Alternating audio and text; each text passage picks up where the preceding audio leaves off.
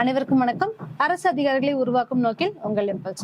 So நம்ம ஹிஸ்டரியோட box contents எல்லாமே பார்த்துட்டு இருக்கோம். இதுக்கு முன்னாடி இருக்க வீடியோஸ்ல 6th ஃபுல்லாவே நம்ம பார்த்துட்டோம். ஓகேங்களா? இப்போ 7th சோஷியல் சயின்ஸ்ல ஹிஸ்டரி கண்டென்ட்ஸ் என்ன இருக்கு அப்படிங்கறத பார்க்கலாம். ஸோ ஃபர்ஸ்ட் லெசன் என்ன அப்படின்னு சொல்லி பார்த்தோம்னா unit 1 sources of medieval India. So medieval India அப்படிங்கறதோட சோர்சஸ் எங்கெங்க இருந்திருக்கு, ஸோ யாரெல்லாம் இது கீழே இருந்திருக்காங்க அப்படிங்கறத நம்ம பார்க்கலாம். ஓகேங்களா? ஸோ இதுவுமே ரொம்ப ரொம்ப இம்பார்ட்டன்ட் லெசன். நம்மளுக்கு இதுல இருந்து கொஸ்டின்ஸ் ரிப்பீட்டரா வந்துட்டே தான் இருக்கு. ஸோ முகல்ஸோட பீரியட்ல இருக்கட்டும், இல்ல சுல்தான்ஸோட பீரியட்ல இருக்கட்டும், இதுல இருந்துமே வந்து நம்மளுக்கு கொஸ்டின் வரும். இதுவங்க எல்லாமே வந்து மெடிவல் இந்தியா கீழே வருவாங்க. ஓகேங்களா? இப்போ இதுல என்னென்ன பாக்ஸ் கண்டென்ட்ஸ் இருக்கு அப்படிங்கறத பார்க்கலாம். Do you know the famous words of Kafi Khan? So Kafi Khan அப்படிங்கறவங்க யாரு, இவங்களை பத்தி தெரியுமான்னு கேட்டிருக்காங்க. A courtier of Emperor Aurangzeb. So அவுரங்கசீப்போட அரண்மனையில இருந்த ஒருத்தர். So என்ன சொல்லியிருக்காரு அப்படின்னா, he says it is the duty of an historian to be faithful, to have no hope of profit, no fear of injury, to show no partiality, on one side or animosity on the other, to know no difference between friend and stranger, and to write nothing but with sincerity அப்படின்னு சொல்லியிருக்காங்க. So ஒரு மக்கள் வந்து நம்மளுடைய ஹிஸ்டரியில ஒரு விஷயங்கள் எழுதுற மாதிரி இருந்துச்சு அப்படின்னா அதுல என்ன மாதிரி இருக்கணும், ஒருத்தலை பட்சமா இருக்கக்கூடாது, ஸோ நண்பர் வித்தியாசமானவங்க அப்படிங்களா யாருமே பார்க்கக்கூடாது, ஸ்ட்ரேஞ்சர்ஸ் அப்படிங்கிறது கிடையாது, உண்மையானதை மட்டும் எழுதுங்க, நத்திங் பட் வித் சின்சியாரிட்டி, நியாயமானது, நம்மளுக்கு எது சரின்னு படுதோ அதை எழுதுங்க அப்படிங்கிறது சொல்லியிருப்பாங்க. சரிங்களா? So classification of sources, so primary sources and secondary sources அப்படின்னு சொல்லிட்டு இதை கிளாசிஃபை பண்ணியிருப்பாங்க. ஓகேங்களா? ஸோ இதுல என்ன நல்லா கொடுத்துருக்காங்க அப்படின்னு சொல்லி பார்த்தோம்னா, பிரைமரி சோர்சஸ் அப்படிங்கிறத நம்ம எதை சொல்லியிருப்போம் அப்படின்னு ஸோ இதையும் பார்த்துக்கோங்க. சோர்சஸ் பார்த்துட்டோம். இப்போ பிரைமரி சோர்சஸ்னா inscriptions, monuments and coins and information available in them. So இதுதான் வந்து பிரைமரி சோர்சஸா இருக்கும். ஏன்னா இவங்க செதுக்கி வச்சிருப்பாங்க, அந்த காலத்தில் இருக்கக்கூடிய மக்களே வந்து அவங்களுடைய வாழ்க்கை நிலையை பத்தி எழுதியிருப்பாங்க. ஸோ அதுல எந்த ஒரு மாற்று கருத்தும் இருக்காது அப்படிங்கிறதுல அவங்க தெளிவா இருப்பாங்க.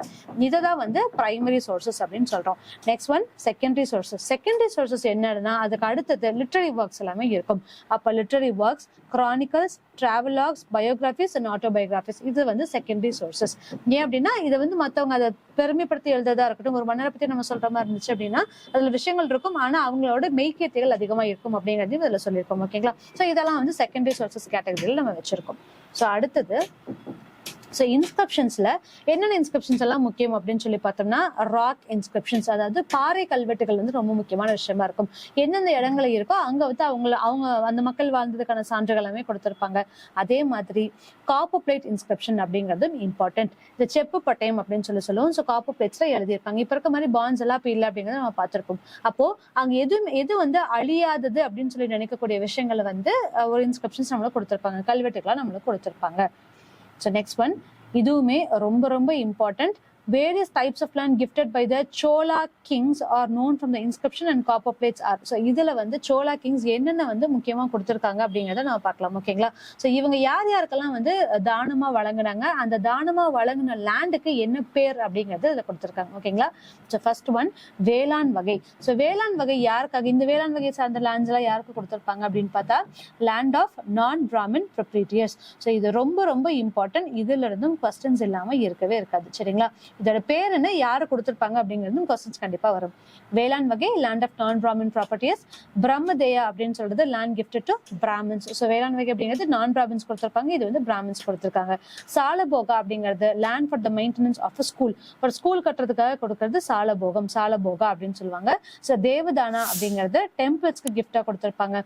பள்ளிச்சந்தம் அப்படிங்கிறது ஜெயின்ஸ் இன்ஸ்டிடியூஷன்ஸ்க்காக கொடுத்திருக்காங்க, land donated to Jaina institutions. ஓகேங்களா? ஸோ அடுத்தது மான்யூமெண்ட்ஸ். இவங்களுடைய மான்யூமெண்ட்ஸ் என்ன அப்படின்னு சொல்லியிருக்காங்க. So Dilwara temple, mount Abu பத்தி இதுல கொடுத்திருக்காங்க. ஓகேங்களா? அது மட்டும் இல்லாம ஹம்பி விஜயநகரா, விஜயநகர்ல இருக்கக்கூடிய ஹம்பி அண்ட் தென் சார்மினார், இதை பத்தி எல்லாம் கொடுத்திருக்காங்க. ஸோ காயின்ஸ் அப்படின்னு பார்க்கும்போது லக்ஷ்மி காயின்ஸ் ஆஃப் கோரி, காயின்ஸ் ஆஃப் கல்ஜி, ஸோ இதெல்லாமே கொடுத்திருக்காங்க. ஓகேங்களா? ஸோ இந்த பாக்ஸ் டூயினு பாக்ஸ் என்ன கொடுத்திருக்காங்கன்னு பார்க்கலாம்.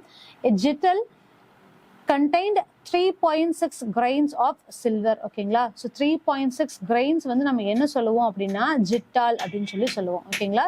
So this is known as jital.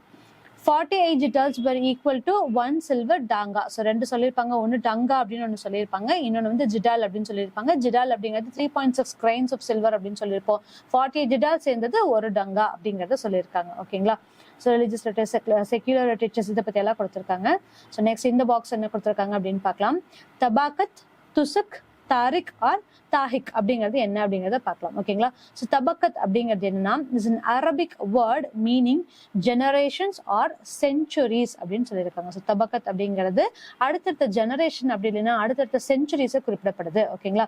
அதே மாதிரி துசுக் அப்படிங்கிறது என்னன்னா இட்ஸ் அ பர்ஷியன் வேர்ட். இது ரொம்ப இம்பார்ட்டன்ட். இது அரபிக் வேர்ட், இது பர்ஷியன் வேர்ட் மீனிங் ஆட்டோபயோகிராஃபி. துசுக் இ பாபரி அப்படின்னு நம்ம ஒண்ணு பாபரோட அக்பர் நம்ம பார்த்திருப்போம். அக்பர் நாமா, பாபர் நாமா அப்படிங்கிறது எல்லாமே நம்ம எழுதிப்போம். ரைட்? ஸோ இது வந்து என்ன அப்படின்னா துசுக் அப்படிங்கிறது அவங்களுடைய ஆட்டோபயோகிராஃபி பத்தி சொல்றது. அதுதான் வந்து பர்ஷியன் லாங்குவேஜ்ல துசுக் இ பாபரி அப்படின்னு அவர் எழுதியிருப்பார். Right? So it's a Persian word meaning autobiography.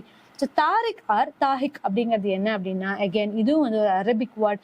இதுக்கு மீனிங் ஹிஸ்டரி. ஸோ வரலாறு பத்தி சொல்றதா வந்து தாரிக் அப்படின்னு சொல்லுவோம், தாஹிக் அப்படிங்கிறதையும் சொல்லுவோம். ஓகேங்களா? ஸோ இது என்னென்ன அப்படிங்கிறதையும் தெரிஞ்சு வச்சுக்கோங்க. அந்த டைம்ல யாரு டிராவலர்ஸ் இருந்திருப்பாங்க, டிராவலர்ஸ் அண்ட் டிராவலர் இது எல்லாமே ரொம்ப இம்பார்ட்டன்ட். இங்க பாருங்க தாரிக் இ பதானி. ஸோ பதானிஸோட ஹிஸ்டரிஸை பத்தி கொடுத்திருப்பாங்க. அபுல் ஃபாசில் எழுதியிருப்பாரு. ஸோ இதெல்லாம் தான் இங்க கொடுத்திருப்பாங்க. So next one travellers and travel box.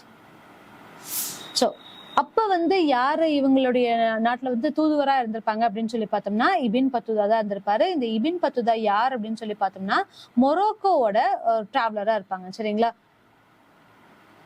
So இவர் வந்து ஒரு